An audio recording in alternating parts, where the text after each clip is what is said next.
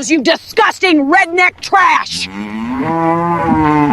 HOA President Karen Bradshaw screamed this as her white BMW barreled toward my pregnant heifers. Horn blasting nonstop, she scattered my prize cattle, worth tens of thousands each, into total panic on my private Texas ranch road. I'd warned her for months. She kept smashing through my gate, treating my property like her personal shortcut. This time, she nearly ran me over. This road's community property now, hillbilly! Dust choked me as she sped off, leaving one heifer trembling in early labor from the terror. These 50 acres are my grandfather's legacy, where he worked his whole life and is buried. No entitled Karen gets to steal that. Watching her taillights vanish, I snapped, no more warnings. That night, I built something she'd never expect. What would you do if an HOA Karen called you redneck trash on your own land and nearly hit your livestock? Ever fought back against one? Watching from Texas? My name's Jake Riverside, and I've been dealing with entitled city folks my whole damn life. But Karen Bradshaw? She took entitlement to a whole new level. These 50 acres have been Riverside land since my grandfather cleared the mesquite and rattlesnakes back in 1940. Every morning I wake up to the same sounds he did. Cattle lowing in the distance, the creak of old wood settling in the Texas heat, and the sweet smell of hay mixed with that distinctive scent of dust and diesel that means home. This ranch isn't just property. It's where I proposed to Sarah under the lightning-split oak tree, where we raised 2 kids who are now city folk themselves down in Austin, where 3 generations of Riversides are buried overlooking Willow Creek. When I run my hand along the weathered fence posts, I can still feel the splinters my daddy got putting them up. My grandfather built our ranch road in 1942, 1 truckload of caliche at a time, runs a quarter mile from County Road 1247 through the main pasture, straight to our house, always been private. The deed says so in black and white, signed and witnessed back when a man's handshake still meant something. These days, I'm semi-retired from full-time ranching, do consulting for younger cattlemen, help them navigate the maze of regulations that'd make my grandfather spin in his grave.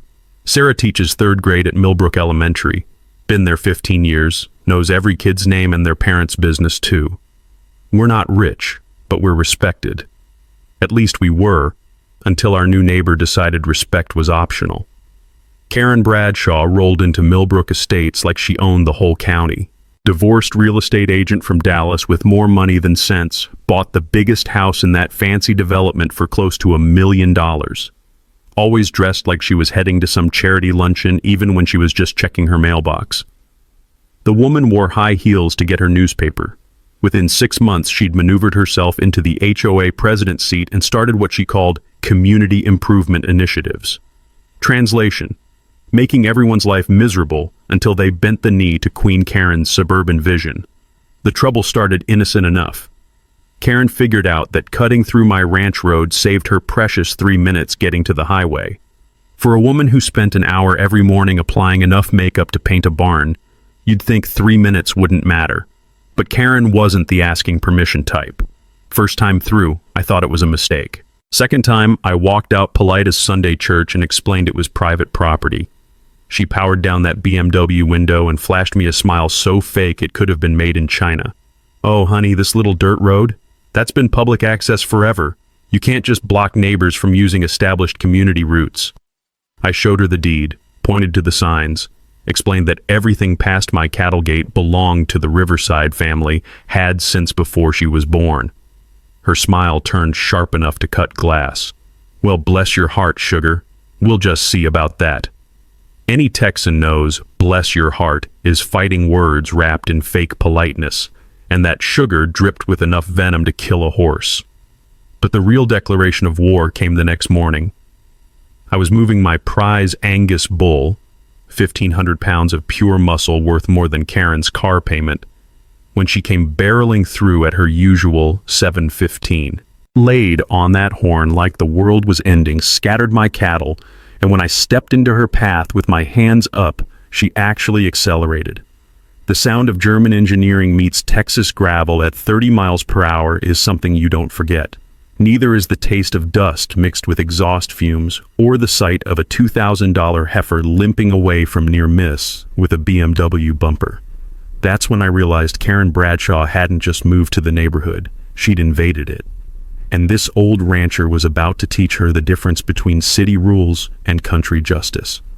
3 days after Karen nearly killed my prize bull, she brought out the big guns. I was replacing fence wire, $1,500 worth of damage from my bull's BMW-induced panic attack, when a process server appeared at my gate. City boy in a cheap suit, sweating through his polyester shirt like ice cream on asphalt, clutching an envelope thick enough to choke a horse. "Jake Riverside, you've been served." The legal papers had that expensive feel lawyers love, heavy bond paper that crackles with authority and billable hours. Morrison, Patterson and Associates out of Dallas. Karen had called in the cavalry. 3 pages of legal horseshit boiled down to this: stop blocking established public easement, or get sued into next century. They threw around fancy phrases like prescriptive easement and continuous public use for over 2 decades. The smell of fear and bullshit was overwhelming. Here's what those Dallas lawyers were counting on: that some small-town rancher would roll over rather than fight. They figured intimidation beats facts every time. Hell, it probably works most of the time. Daddy always said never bring a knife to a gunfight, but he never mentioned what to do when lawyers bring bazookas to a property dispute. Next morning, I drove to Millbrook County Courthouse, spent 6 hours in the records room breathing dust and determination. Those deed books smell like old leather and broken dreams, but they told the truth Karen's lawyers were trying to bury. Not only was my road clearly private property, but my father had corrected the original survey error back in 1987. Every legal document screamed Riverside land louder than a dinner bell. Years ago, Daddy told me something while we were fixing this same fence. "Son, property lines are like marriage vows. They only work if you defend them." Back then, I thought he was talking about keeping cattle in. Now I knew better. But while I was building my legal fortress, Karen was orchestrating her next symphony of destruction. The revelation came from Eddie Martinez, our mail carrier and unofficial town gossip network. Eddie's been delivering mail in Millbrook County for 15 years, knows who's pregnant before their husbands do and which teenagers are sneaking beer behind the grain elevator. Tuesday morning, Eddie lingered at my mailbox longer than usual. "Jake, you know that HOA princess of yours? She's been running real estate showings, promising buyers something called exclusive ranch road access. I heard her pitch when I delivered certified mail to her last week." The puzzle pieces clicked together like my grandfather's old Winchester chambering around. Karen wasn't stealing my road for convenience. She was selling access to it as a premium feature. Overheard her telling some Dallas couple they'd get private ranch road privileges as part of their homeowner benefits, Eddie continued, adjusting his postal cap against the morning sun. Said it gives them authentic Texas ranch living without the cattle smell. She's got over 2 million in pending sales, all promising that access. So Princess Karen had painted herself into a corner slicker than pig grease. She'd promised buyers my property as their amenity. If she couldn't deliver, those sales would collapse faster than a politician's promises. I started documenting everything with the dedication of a monk copying scripture. Security cameras went up at my gate, perfectly legal in Texas when it's your own dirt. Automatic timestamp recording captured every illegal crossing. I created logs that would make an accountant weep.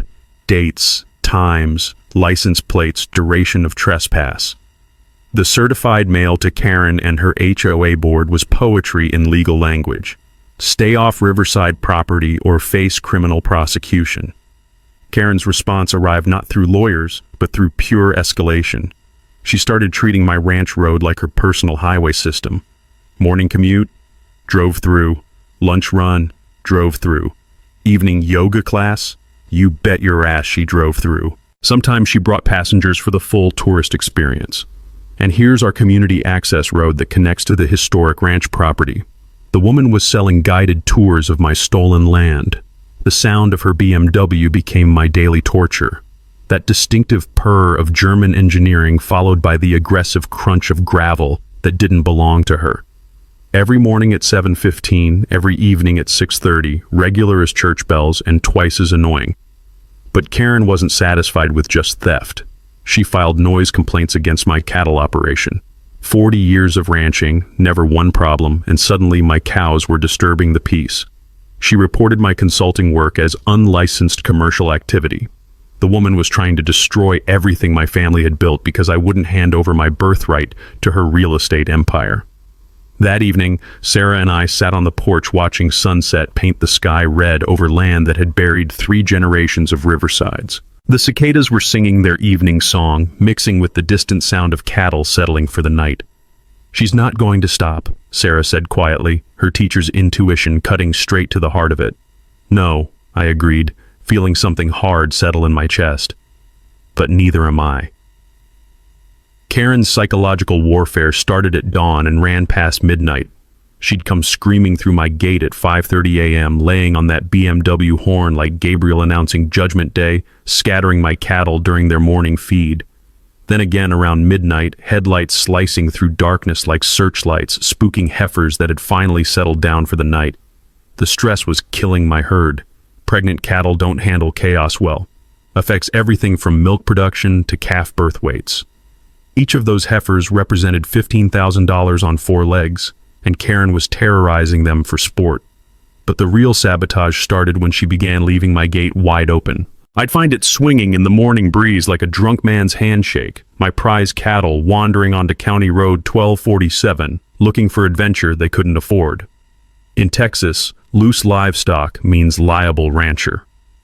One heifer meeting a pickup truck at 60 miles per hour would bankrupt me faster than a casino addiction. The morning ritual became a nightmare symphony, the acrid smell of diesel exhaust mixing with my own fear sweat as I'd chase scattered Angus back through the gate Karen had deliberately sabotaged. The woman was trying to destroy me, one opened gate at a time. Then came the insurance ambush. My cattle insurance adjuster showed up after receiving anonymous reports about unsafe road conditions. Phillips was a nervous little man who looked like he'd never seen anything bigger than a poodle, sweating through his city clothes like ice cream on hot asphalt. "Mr. Riverside, we're facing significant liability exposure if this road remains semi-public," he wheezed, mopping his forehead with a handkerchief that was losing the war against Texas heat. "Additional coverage for public access liability will cost $800 monthly. $800. Nearly 10 grand a year. My profit margins were tighter than bark on a tree, and Karen knew it. She was pricing me out of my own property through insurance terrorism. I filed criminal trespassing charges, but Deputy Martinez just shrugged like a man who'd seen too many neighbor feuds. "Jake, unless there's proven property damage, this stays civil court. Keep documenting, but we need more than driving violations for criminal charges." So I documented everything like a man possessed. 47 separate incidents, each one photographed, timed, and cataloged. My case file grew thicker than a preacher's promise book.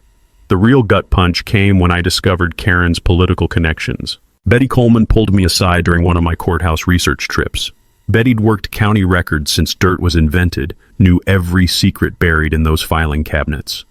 "Jake, that HOA woman's got connections," she whispered like we were planning revolution. "Her ex-husband's Dallas City Councilman Richard Bradshaw. She's been calling Commissioner Williams about emergency rural road access issues. Girl's got juice you don't." Suddenly, this wasn't just crazy neighbor versus stubborn rancher. This was connected money versus country folk, and the deck was stacked higher than Sunday pancakes. Karen launched her social media blitzkrieg next. Created Millbrook Community Safety on Facebook, posting pictures of my locked gate with captions that'd make a snake oil salesman blush. "Rancher blocks emergency access. Lives at risk." The comment section exploded like a kicked hornet's nest. HOA residents who didn't know shit from Shinola started sharing horror stories about dangerous rural neighbors and selfish property owners. Karen was rewriting history with every post, painting me as the villain while she played victim. But karma has a sense of humor, and mine came through Maria Santos. Maria called me Tuesday night, voice tight as new barbed wire. Maria's the only real estate agent in 3 counties who won't sell ice to Eskimos, which makes her rarer than hen's teeth. "Jake, I'm breaking confidence here, but you need to know. Karen's been promising buyers exclusive ranch road access as part of their purchase package. She's got $2.3 million in pending sales, all banking on access to your property. The whole picture snapped into focus like a rifle scope zeroing in. Karen wasn't just stealing my road, she was selling it. Every contract promised buyers authentic Texas ranch access as a premium amenity. She's financially desperate, Jake, Maria continued. Divorce left her drowning in debt. These sales are her only lifeline. If she can't deliver that ranch access, contracts collapse and she's looking at bankruptcy court. So Princess Karen had bet the farm on stealing mine. She'd painted herself into a corner slicker than owl shit, promising buyers my property as their playground.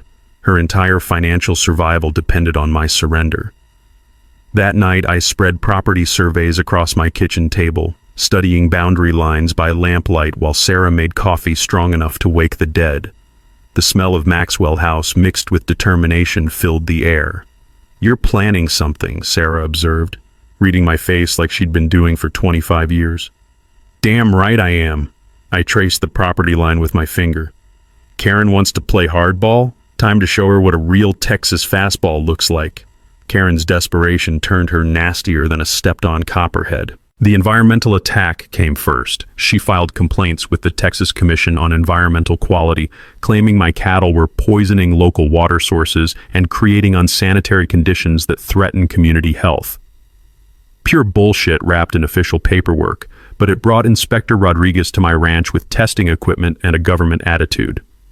Rodriguez turned out decent enough, spent 4 hours checking water quality, cattle waste management, and grazing rotation. The man knew his business, unlike the pencil-pushing bureaucrats who'd sent him based on Karen's lies.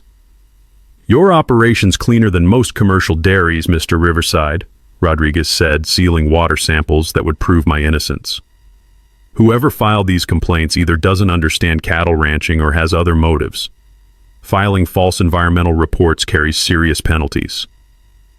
The acrid smell of his diesel truck mixed with my growing anger as Rodriguez drove away. Karen was weaponizing to every government agency she could find, hoping one would stick. But while Karen was playing environmental terrorist, I was doing detective work that would make Sherlock Holmes proud. Betty Coleman's courthouse research hit pay dirt bigger than the East Texas oil boom. Karen's real estate license had more red flags than a communist parade.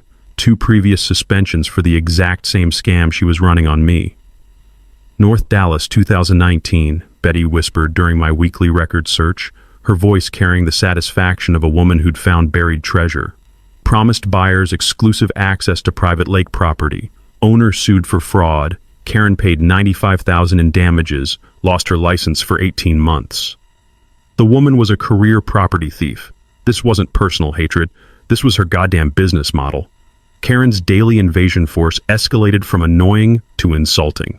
She started bringing potential buyers through my ranch, like it was their private tour route, complete with staged photo shoots and picnic lunches on my property.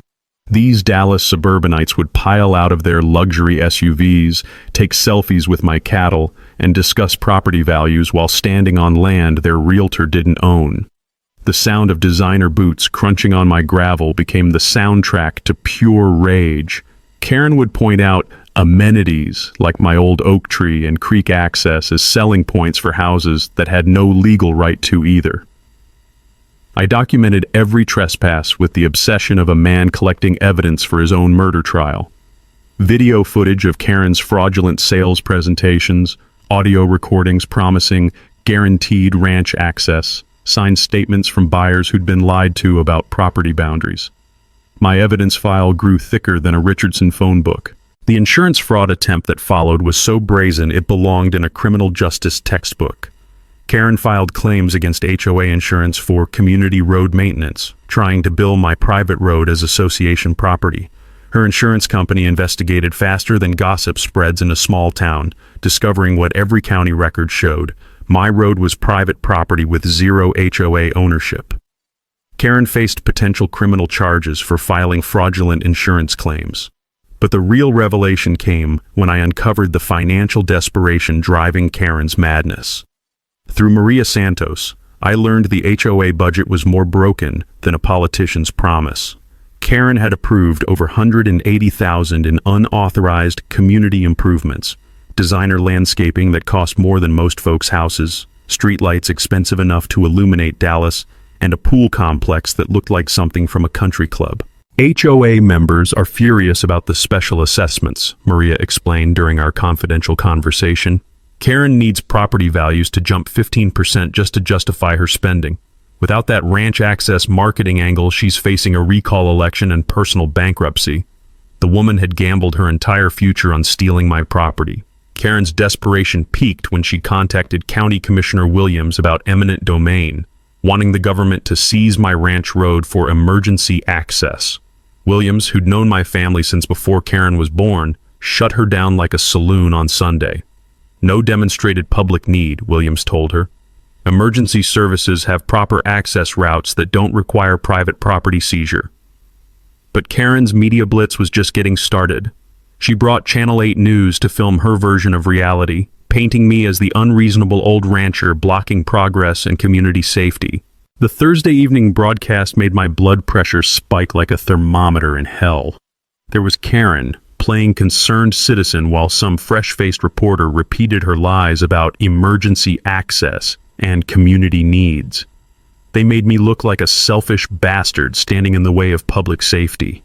Sarah watched from the kitchen doorway, her teacher's face showing the kind of controlled fury that made misbehaving students wet themselves. That manipulative bitch just declared war on our family's reputation. Standing in my own living room, watching my character get assassinated on television by a woman who'd built her career on stealing other people's property, I felt something cold and permanent settle in my chest. "You're right," I said, clicking off the TV. "Time to end this permanently." The phone call that changed everything came while I was mucking out horse stalls, knee-deep in work that smelled like honest labor and horse sweat. "Jake, drop whatever you're doing and get to my office. Now." Tom Bellamy's voice carried the excitement of a man who'd just struck oil in his backyard. 20 minutes later, I sat in Tom's law office, staring at documents that would have made my grandfather dance a jig. The original Millbrook Estates development contract, buried deeper than buried treasure in county filing cabinets. "Section 12, subsection D," Tom said, his finger stabbing at language that read like the Gettysburg Address to my property-loving soul. "The HOA development agreement specifically waives any claims to pre-existing ranch roads within 1,000 feet of development boundaries." I read those beautiful words 3 times. Karen's precious HOA had legally surrendered rights to my road before they'd poured the first concrete foundation. Her high-dollar Dallas lawyers had either missed this completely or were gambling I'd never find it. The taste of victory was sweeter than Sarah's peach cobbler. "But wait, there's more," Tom continued, sounding like a late-night TV pitchman selling miracle cures. He slid another document across his desk. "Karen personally guaranteed the HOA's construction loan overruns. Her house, her BMW, every asset she owns is collateral for $340,000 in debt." The financial picture hit me like lightning striking twice in the same spot. Karen's desperation wasn't just about convenience or power. She was drowning in debt. If property values didn't spike 15% within 18 months, she'd lose everything she owned. "Your neighbor's been busy," Tom said, pulling out a third file that smelled like karma coming home to roost. Dallas County court records show an identical scheme from 2019. Karen promised lake access to buyers, got sued when the real owner said hell no, paid $95,000 in damages. Professional property thief. That's what Karen Bradshaw was. A career criminal who specialized in selling other people's land to unsuspecting buyers. My ranch wasn't her first rodeo. It was just her latest mark. The office suddenly felt smaller, like the walls were closing in on Karen's lies. Outside, I could hear traffic humming on the highway. Normal people living normal lives while I sat holding evidence of a con game that would make carnival hustlers proud. "The cherry on top," Tom said, clearly enjoying himself, "is that 3 current buyers have signed contracts specifically promising exclusive ranch road access as a primary selling point. Karen's already collected earnest money based on access she doesn't own." So the woman had painted herself into a corner slicker than wet paint. She'd bet everything on stealing my property, promised buyers amenities that belonged to me, and personally guaranteed debt she couldn't repay without property value increases she couldn't deliver. Karen couldn't retreat without facing fraud charges and bankruptcy, but she couldn't advance because my property rights were documented back to when this county was still frontier territory. What's our play, Tom? Legally, you're bulletproof, but Karen's financial desperation makes her unpredictable. She's facing personal ruin, which means she'll keep escalating until something gives. I thought about the daily harassment, the insurance attacks, the environmental lies, the media character assassination. Karen had already crossed every line except physical violence. She was like a rabid dog backed into a corner. Dangerous precisely because she had nothing left to lose. Then I need to make it impossible for her to keep fighting, I said, the solution forming in my mind like storm clouds gathering strength. What are you thinking? Something permanent, something she can never cut, climb, or lawyer her way around. I stood up, my decision as solid as Texas bedrock. Time to build Karen a wall she'll never forget. The wall design meeting felt like plotting a bank heist, except instead of stealing money, I was stealing Karen's ability to steal my property. Ray Molina rolled up Friday morning in a pickup truck that had seen more hard work than a congressman's conscience. Ray's built everything from cattle chutes to tornado shelters. If it needs to survive Texas weather and Texas women, Ray's your man. So you want to stop a pissed-off woman in a German luxury car? Ray asked, spitting Red Man tobacco juice with the accuracy of a sniper. Hell, Jake, that's harder than stopping a tornado. We walked my property line where the ranch road met Karen's precious development. Ray took measurements while I explained the tactical situation like we were planning D-Day. Here's your fortress, Ray said, sketching in the dirt with a mesquite stick. 12 feet high, steel-reinforced concrete, foundation 4 feet deep. Even if she gets hold of a tank, she ain't driving through this. The engineering was poetry in concrete. 8-inch walls with steel rebar grids strong enough to stop everything short of divine intervention. The top would angle outward. Can't climb over what's leaning toward you. The foundation would be deeper than Karen's fake concern for community safety. Years back, when my daddy was dealing with cattle rustlers, he taught me something about permanent solutions. Son, sometimes you gotta build a fence so strong that even thinking about crossing it gives folks a headache. This wall would give Karen migraines for the rest of her natural life. The smell of fresh concrete dust mixed with morning dew as Ray explained permits. Agricultural security barrier under Texas Rural Property Code. You're protecting livestock from vehicular harassment. Probably qualify for a tax break. Permit process cost $500 and 3 days of bureaucratic tap dancing, but every rubber stamp was pure gold, legal, proper, and absolutely unassailable. Just the way my grandfather would have done it. The cost breakdown made my checking account whimper.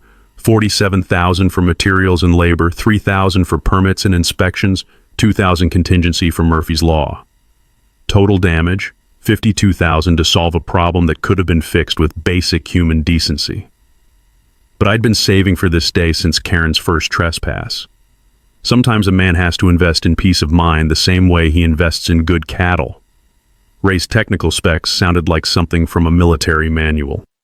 Solar-powered gate system with backup battery, motion sensor security cameras, keypad entry with rotating access codes. The whole setup will run itself and document every dipshit who tries to mess with it. Sarah joined us with iced tea cold enough to shock a preacher and wisdom sharp enough to cut glass. Y'all realize Karen's going to have a complete meltdown when this construction starts? That's the general idea, I said, savoring the mental image of Karen's face meeting concrete reality. Been escalating for months. Time to force her hand when all her cards are duds. The construction timeline was aggressive as a campaign promise. Foundation work Monday through Wednesday, wall construction Thursday through Monday, gate installation and electronics Tuesday and Wednesday.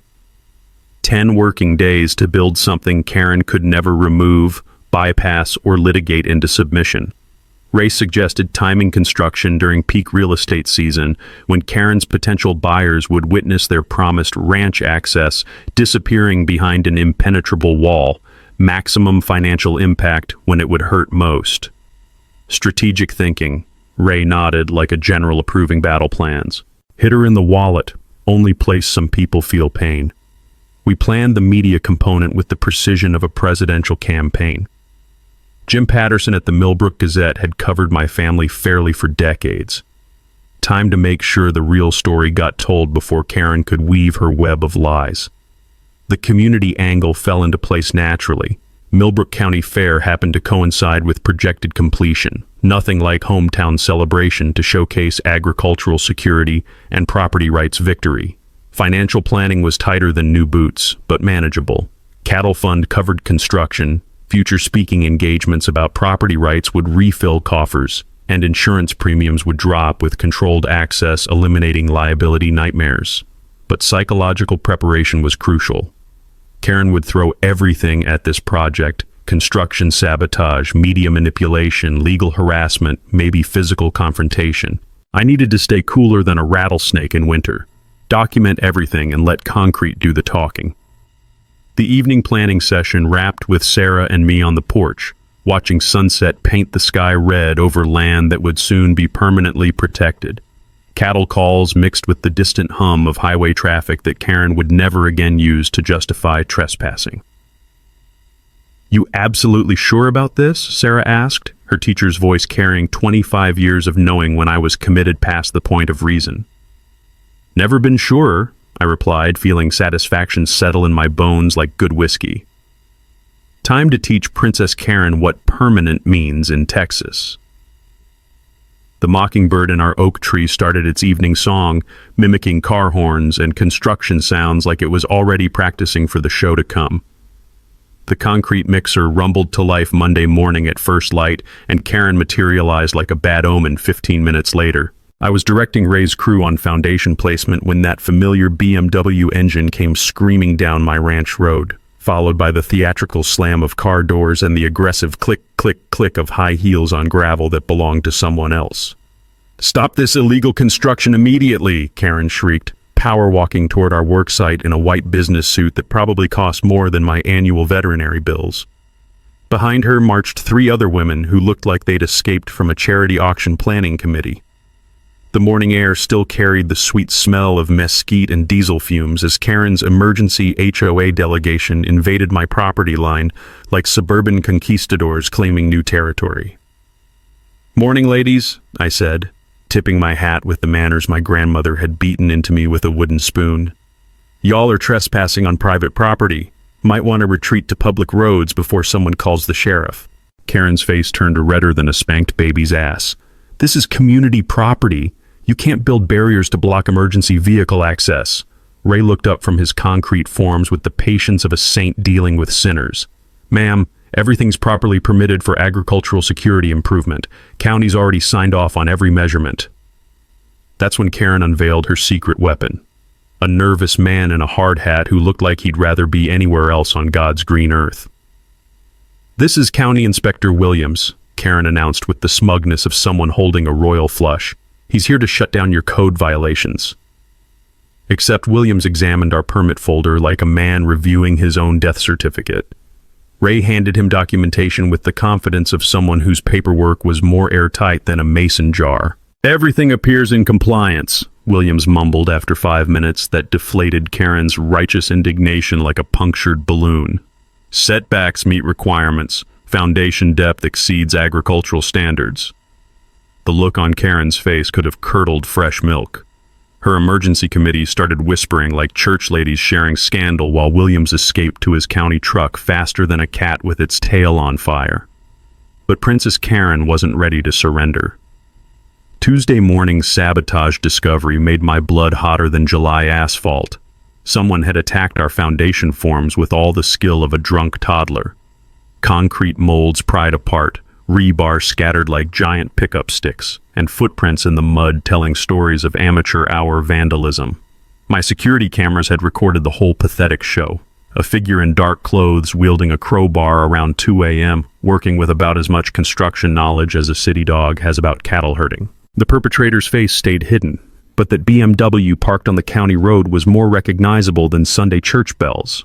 The acrid smell of fresh concrete dust mixed with my rising fury as Ray surveyed the damage with professional disgust. "Whoever did this knows about as much construction as I know about ballet dancing," Ray observed, scratching his head under his hard hat. Cost us 1 day and 800 in materials, but they hit all the wrong spots, like watching someone try to kill a bull by tickling its ears. Deputy Martinez arrived faster than gossip spreads in a small town, reviewed our video evidence, and shook his head with the weariness of a man who'd seen too much human stupidity. "Clear criminal mischief," Martinez said, photographing boot prints and crowbar gouges. "But without facial identification, that BMW's just circumstantial evidence. Need more to make charges stick." Karen's media circus launched that afternoon with all the subtlety of a train wreck in slow motion. 3 news crews descended on Millbrook like locusts, summoned by Karen's sob story about aggressive ranchers threatening community safety. She'd staged a neighborhood rally complete with hand-painted signs screaming, "Emergency access saves lives" and "Stop agricultural bullying." The irony was thicker than cold molasses. A woman who'd been terrorizing my family for months playing victim while cameras rolled. But I'd prepared for this media ambush like a general planning battle strategy. Tom Bellamy distributed evidence packets to every reporter, permits, property deeds, documentation of Karen's systematic trespassing, and her colorful history of real estate fraud. "Mr. Riverside is exercising fundamental constitutional property rights," Tom told the cameras with the calm authority of someone holding all the legal cards. "Miss Bradshaw has been systematically violating private property while fraudulently selling access rights to unsuspecting buyers." Suddenly, reporters became interested in a different narrative when Tom revealed Karen's previous license suspensions and pending fraud investigations. The buyer rebellion started that evening when truth hit the evening news like a bucket of cold water. Maria Santos called during supper with news sweeter than Sarah's peach cobbler. "Jake, the Henderson family just canceled their $500,000 contract. They're demanding deposit refunds and threatening fraud lawsuits. 2 other buyers are following suit." Karen's house of cards was collapsing faster than a politician's campaign promises, all because she couldn't deliver what she'd never owned. Standing in my kitchen, watching the evening news show Karen squirming under hostile questions while concrete trucks worked behind her, I felt satisfaction settle in my bones like good whiskey. Karen's desperation reached nuclear levels Wednesday morning when she tried to frame my cattle operation as a biological weapon. I was checking pregnant heifers when a Texas Department of Health van pulled up to my gate, followed by Karen's BMW like a vulture trailing roadkill. Out stepped Dr. Patricia Reeves, a veterinary inspector who looked like she'd rather be anywhere else than investigating fake cattle diseases. "Mr. Riverside, I'm here about reports of diseased livestock potentially contaminating local water sources," Dr. Reeves said, her voice carrying the weariness of someone who'd been dragged into neighbor warfare. Karen emerged from her car wearing surgical gloves and a face mask, playing the role of concerned citizen protecting public health. The woman should have won an Oscar for her performance as caring community leader instead of desperate criminal. "Doctor, those animals have been showing symptoms for weeks," Karen lied with the confidence of a politician promising lower taxes. "Respiratory distress, unusual discharge, possible mad cow disease symptoms." The morning air carried the sweet smell of hay and the bitter taste of absolute bullshit as I led Dr. Reeves through my herd. My cattle were healthier than Olympic athletes, and it showed within 5 minutes of professional examination. "These are some of the finest Angus cattle I've seen in 20 years, Dr. Reeves announced after testing blood samples and checking medical records. "Vaccination schedules are current, nutrition is optimal, no signs of disease anywhere in this operation." Karen's face went through more color changes than a traffic light during rush hour. Her biological warfare strategy had backfired more spectacularly than a defective firework. "Ma'am, filing false disease reports is a serious criminal offense," Dr. Reeves told Karen with the authority of someone who'd had enough of waste of time investigations. "State resources aren't toys for personal vendettas." But while Karen was playing amateur veterinarian, her financial world was collapsing like a house built on quicksand. The phone calls started that afternoon. First the Hendersons, then the Parkers, then the Johnson family. 3 contracts totaling over $2 million, all demanding refunds for fraudulent property promises. She promised us exclusive ranch road access as part of our homeowner amenities, Mrs. Henderson told Channel 8 News with the fury of someone who discovered Santa Claus was a lie. We signed contracts based on access to private property she had no right to sell. Maria Santos called with updates that sounded like music to my ears. Jake, Karen's entire real estate business is imploding. Word spreading through Dallas social media that she's been selling property access she doesn't own. Her brokers threatening to terminate her affiliation. The sound of Karen's empire crumbling was more satisfying than bacon sizzling on Sunday morning.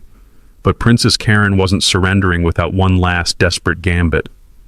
Thursday morning brought the most brazen attempt yet. Karen tried to bribe me. She showed up at my gate alone, no entourage or emergency committee, just one desperate woman with a checkbook and delusions of negotiating power. Jake, let's be reasonable adults about this situation, Karen said, her voice honey-sweet with barely concealed panic. I'm prepared to offer you $25,000 for a permanent easement across your property. The audacity was breathtaking. 6 months of harassment, trespassing, sabotage, and lies, and now she wanted to buy what she'd been trying to steal. Not interested, I replied, continuing to fill cattle troughs while she watched my wall construction progress. 50,000, Karen countered, desperation creeping into her voice like water through a cracked dam. That's more money than most ranchers see in 5 years. Ray's crew was pouring concrete for the final wall section, each truckload making Karen's position more hopeless. The smell of fresh cement mixed with her growing panic created an atmosphere thick enough to cut with a knife. 75,000 plus I'll drop all complaints and agree not to pursue any legal action, Karen offered, playing her final card with the desperation of a poker player going all in with a losing hand. Lady, my property rights aren't for sale at any price, I said, turning to face her directly. You should have thought about negotiations before you started your war on my family. The wall reached full height that afternoon, 12 feet of steel-reinforced concrete that would outlast both Karen and her delusions. Electronic gate installation began immediately, solar panels glinting in Texas sunshine like technological victory flags. Karen's final act of desperation came at 3 a.m. Friday morning. My security cameras recorded her BMW approaching the nearly completed gate at ramming speed. The impact sounded like thunder mixed with the screaming of German engineering meeting Texas concrete at 35 miles per hour. The gate held firm. The BMW's front end crumpled like aluminum foil in a vise. Steam rose from the destroyed radiator while Karen climbed out, screaming obscenities that would have made a sailor blush. Sarah and I watched the footage over morning coffee, marveling at the complete collapse of Karen's sanity and automotive investment. She really tried to ram our gate with her car, Sarah observed with the amazement of someone watching a nature documentary about stupid predators. Desperation makes people do crazy things, I replied, feeling satisfaction settle in my chest like morning sunshine. Good thing we built that wall strong enough to stop a tank.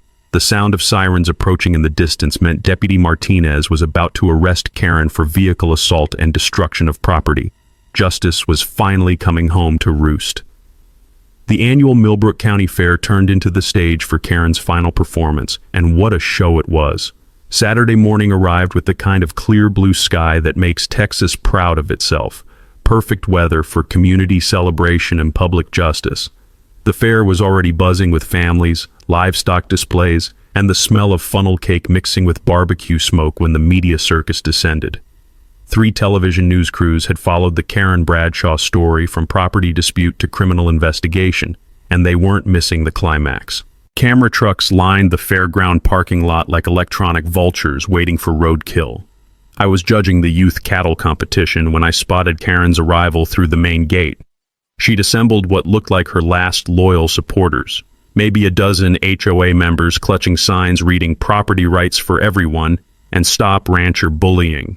The irony was thicker than county fair molasses.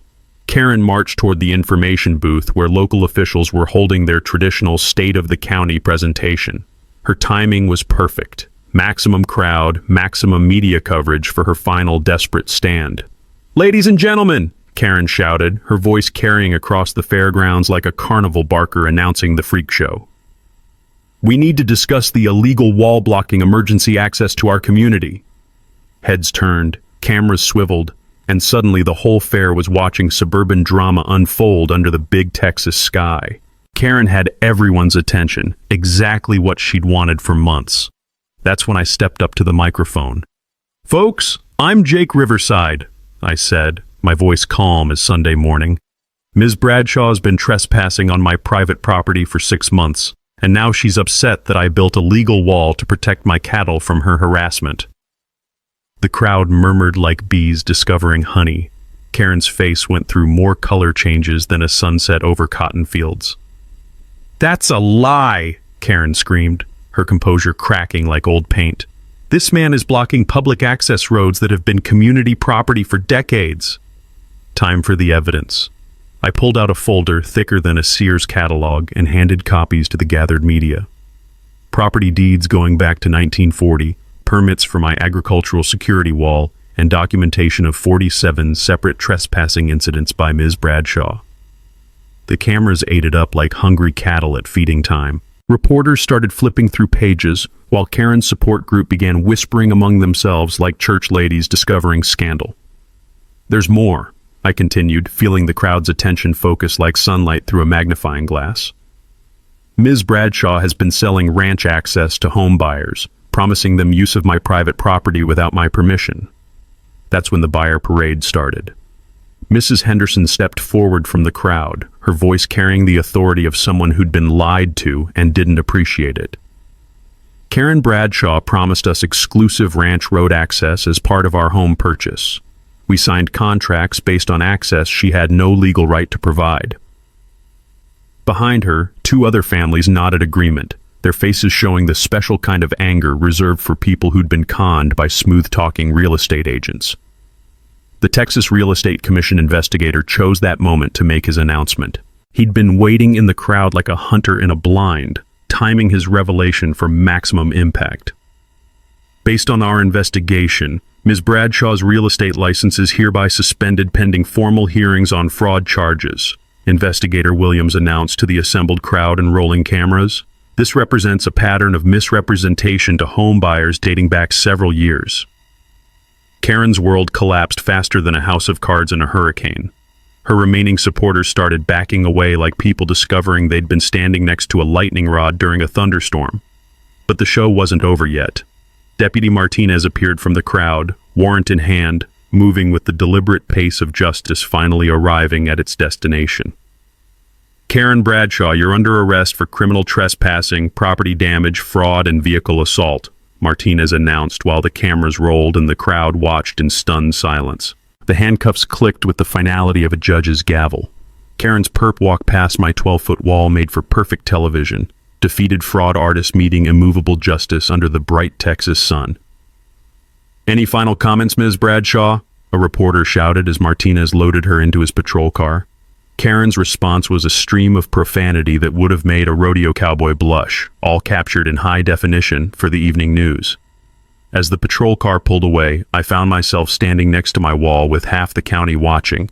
The structure rose 12 feet of steel-reinforced concrete, as permanent and unmovable as the property rights it protected. "Mr. Riverside," Channel 8's reporter asked, "any regrets about this conflict?"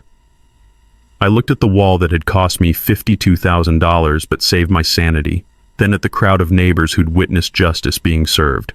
"Only regret is that it took this long," I said, my hand resting on concrete that would outlast both Karen's schemes and my own lifetime. "Property rights aren't suggestions. They're the foundation of everything we build in America." The crowd erupted in applause that echoed across the fairgrounds like thunder rolling over the plains. 6 months later, Karen's legal saga wrapped up like a country song. Everybody got what they deserved. The criminal trial was shorter than a summer thunderstorm. Karen pleaded guilty to fraud, harassment, and property damage charges rather than face a jury of ranchers and farmers who understood property rights better than the 10 Commandments. 18 months probation, $25,000 in restitution, and a permanent restraining order that kept her 500 feet from my property line. Her real estate license vanished permanently, along with her dreams of financial recovery through other people's property.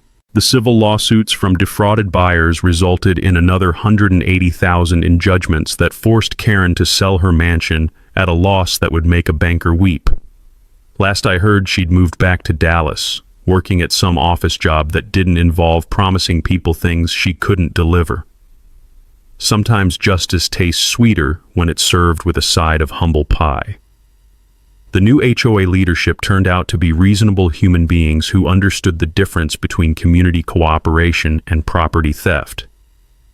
President Williams, a retired teacher with more sense than ambition, established a good neighbor policy that respected everyone's property rights. Mr. Riverside, on behalf of the HOA, I want to formally apologize for the harassment you endured, Williams announced at their first post-Karen meeting. Property boundaries are legal facts, not negotiating positions.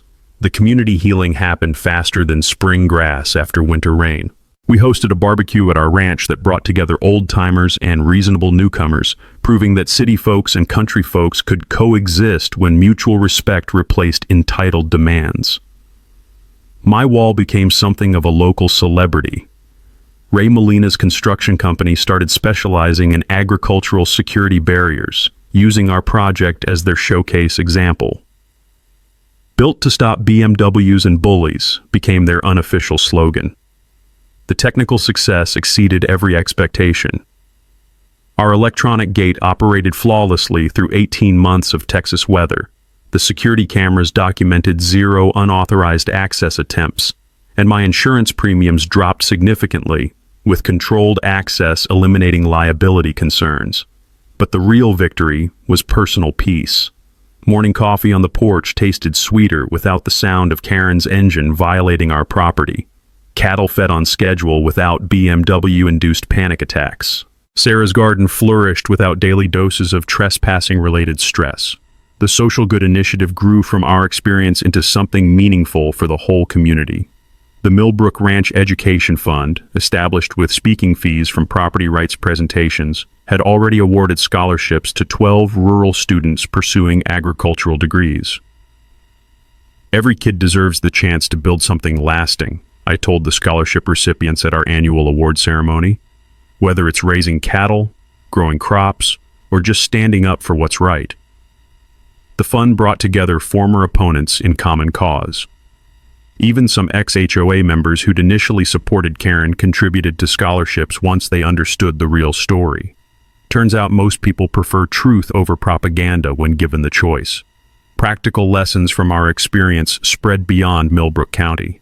Property rights organizations used our case for educational seminars. Law enforcement agencies included our documentation methods in rural crime training, and the Texas legislature cited our situation during HOA reform discussions.